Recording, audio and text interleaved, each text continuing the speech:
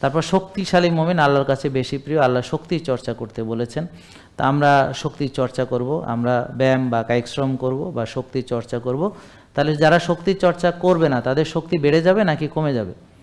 তা আজকে আপনারা কেন দুর্বল বুঝতে পেরেছেন? দুর্বলতার প্রথম কারণ শক্তির চর্চা আপনি করেন না, দ্বিতীয় কারণ আপনি রাত জাগেন, টেনশন করেন, তৃতীয় কারণ আপনি যে খাবার খান এতে অন্তত আর্জাই হোক রুগী হবেন, শক্তি হবে না।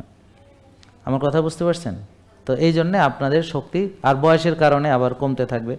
আর পরিবেশ ভালো না, আশেপাশে সব পরিবেশ খারাপ, বাতাস ভালো না, পানি ভালো না, হ্যাঁ, গাছ কেটে ফেলেছি, বায়ু দূষণে আমরা চ্যাম্পিয়ন হয়েছি, হ্যাঁ, আমরা যে শ্বাস নেই, নিঃশ্বাস, হ্যাঁ, যে এগুলো কিছুই, আপনি মোট কথা হলো আপনার শক্তি থাকার কোনো কারণ নাই।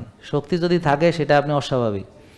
তো এই জন্য আপনি যদি রুগী না হন এই সমাজে, আপনি একটা অস্বাভাবিক। তা আপনি রুগী হলে ঠিকই আছে, সব ঠিক আছে, স্বাভাবিক।